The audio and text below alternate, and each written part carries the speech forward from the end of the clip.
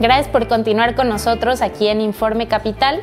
Y como todos los miércoles, tenemos el placer de darle la bienvenida a la abogada Gabriela Salinas, quien también es especialista en derechos humanos y quien ha seguido muy de cerca los diálogos nacionales respecto a la futura reforma judicial. Gabriela, ¿cómo estás? Buenas noches, bienvenida. Hola, muy buenas noches, María José, a ti y a todo tu público. Bueno, cuéntanos, tuvimos ayer el penúltimo foro de estos diálogos. Mañana me parece que ya es el último. ¿Qué ha pasado en estos días y qué sigue después de que terminen? ¿Han salido nuevos temas? ¿Se ha modificado de alguna manera pues la iniciativa que ya fue presentada? ¿Va a tener algunas modificaciones como producto de estos diálogos? Sí, mira, la verdad es que estos diálogos han sido un ejercicio sin precedentes. Para una reforma así de grande, creo que ha sido un ejercicio bastante democrático para legitimar esta decisión tan trascendental en la vida de todas y todos, ¿no? En efecto, sí se han hecho algunos cambios, modificaciones. Esto solamente da cuenta de la apertura al diálogo que tiene actualmente pues el grupo parlamentario que está, digamos, apoyando la reforma, que está promoviendo la reforma.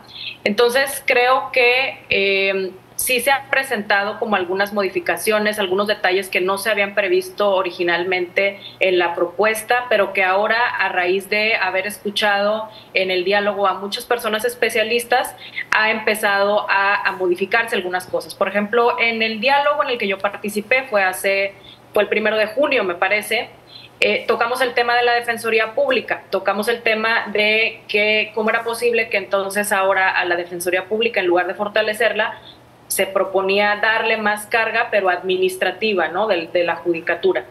Entonces, ayer en Saltillo me dio mucho gusto escuchar en el foro que el diputado Ignacio Mier habló de la posibilidad de fortalecer la Defensoría Pública. Eso fue un punto bastante relevante. Entonces creo que sí ha sido un ejercicio bastante positivo, de mucha retroalimentación y de mucha apertura al diálogo. Claro que ha habido manifestaciones, ha habido gente que se para de la mesa y se va del foro, pero en general creo que ha habido muy buena apertura al diálogo, sobre todo del sector que va, digamos, a resentir más la reforma, que es el sector del Poder Judicial. En general creo que ha habido muy buena apertura y te digo, sí ha habido ciertas modificaciones. En concreto te puedo decir de la Defensoría Pública, el diputado Ignacio Mier tocó un tema bastante importante sobre esa posibilidad. Sí, sin duda ha habido mucha controversia, especialmente de las y los representantes de la oposición sobre falta de apertura, incluso lo han acusado de simulación a este ejercicio, pero pues ayer vimos que incluso las y los trabajadores del Poder Judicial pudieron participar en estos diálogos, ¿no? Y manifestar sus puntos de vista y demás. Gabriela, ya nada más para terminar, cuéntanos un poquito más de este tema de la Defensoría de Oficio.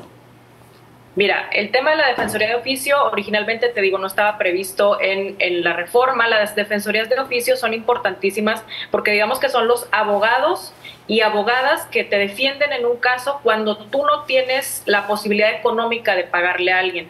Estos abogados a veces dependen del Ejecutivo local o a veces dependen del Poder Judicial Federal, dependiendo de la materia en la que te toque, es cómo se encuentra, digamos, orgánicamente estructurada la Defensoría, ¿no? Entonces, la Defensoría es muy importante. Ignacio Mier tocó el punto de que en materia penal, el 85% de los casos a nivel nacional los resuelve los defiende un defensor público, o sea, un abogado público. Exacto, es una cifra altísima. Sí. Otra cifra también que tocó es que un defensor de oficio del Poder Judicial Federal, porque depende del Poder Judicial Federal la Defensoría Pública Federal, un defensor de oficio gana por lo menos, en comparación con un magistrado, por ejemplo, un magistrado gana 10 veces más lo que gana un defensor de oficio. O sea, imagínate, sí. Hay una diferencia ahí abismal, están sobresaturados de casos. Entonces creo que los recortes salariales pueden hacer muy buen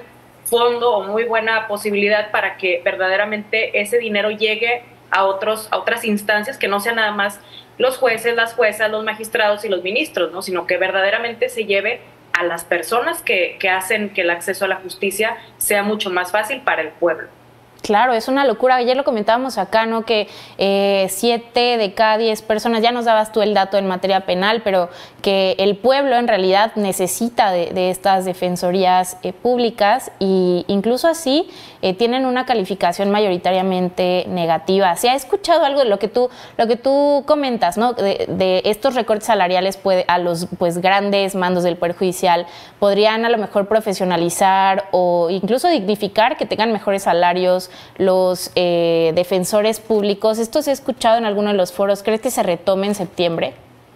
Sí, totalmente. Yo creo que una de las intenciones o el espíritu de esta reforma también, no nada más es hacia afuera, sino hacia adentro del Poder Judicial también, es equilibrar y cerrar esta brecha entre los privilegios de los de más arriba con los derechos laborales de los de más abajo. Entonces, eso es otra cosa que también se dijo, no se van a tocar los derechos laborales de la gente, digamos, de los escalafones más bajos del juez para abajo. Bien. Entonces, ese recorte definitivamente va a ser algo muy positivo para los trabajadores y trabajadoras del Poder Judicial Federal.